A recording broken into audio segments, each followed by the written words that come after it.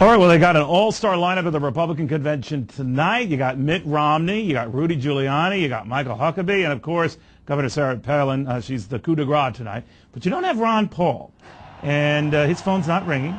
It's not that he's happy or sad about it. He just had his own shindig because they kind of turned him off here. 10,000 people strong going nuts for Paul yesterday at his rally for the Republic. Now the congressman's saying that this party, is slighting him. But you got here, Congressman, so I don't know whether you're wearing a fedora, a mask, or whatever you got here. Yeah, nobody said too much to me. Yeah, but they obviously recognized you. Did they say anything? I think they just like to pretend I'm not here. Oh, really? One of these things, they just turn around, yeah. Why don't you go away? So it's not as if they avoid you, but they avoid you. Yeah, I do. The best way I can describe it, it's not hostility, it's like, let's avoid the embarrassment. And I'm not looking for embarrassment, I'll tell you. But I think what I talk about is really very conservative Republican principles I think we should adhere to. And for me to suggest that maybe we don't adhere to them and we've missed our chance and we're in trouble and our party is getting smaller and we should have a program that appeals to young people, and I've offered this, it seems like, hey, how do we handle this? You know, he doesn't want to endorse what we're doing, and yet a lot of young people are coming his way, so it's a difficult decision for them to make. Did it ever personally bother you? I think they try to relegate you to the crazy uncle. You know what I'm saying? And no disrespect to him, but that they thought, all right, he's a fringe guy. And then they saw how much money you were raising on the internet, how much appeal you had, in particular with young people, and they just said, well, he's not so crazy, he's not so fringe, now what do we do?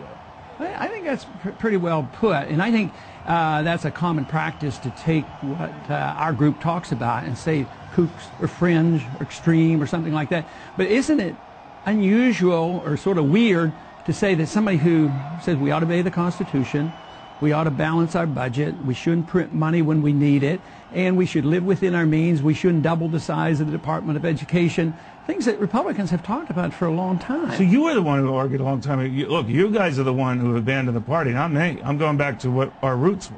I think but so. Now John McCain is trying to broaden that, and by picking Governor Palin, he's trying to reach out beyond that base. You argue that's not the way to do it. I don't argue against it. I argue that we need a sincere outreach. I mean, you could pick a person, but will she be able to rein him back in? Will she be able to get him to repeal McCain-Feingold? I mean, something that our people would like. Would she be able to get him to sort of back off on the Patriot Act, or would we be able to rein him and say we don't need more troops overseas, we need a more sensible defense of this country rather than pretending we can defend the whole world like the program that George Bush ran on in the year 2000. Well, let me answer the Congressman. I mean, if you had your druthers, because you know what people say about you and third parties, extended parties, libertarians, they just rain on the parade of the two parties. So you've heard that rap. I know you're against that. But do you think that there is a difference between Democrats and Republicans? And at the margin, do you favor one over the other? No, I'm much closer to saying there's no difference, because I look at foreign policy. There's only one foreign policy of intervention in world empire. Monetary policy, neither one's even talk about it. Protection of private liberties here at home. Obama pretends to be better, but he isn't any better. Balanced budgets. Republicans didn't do a better job.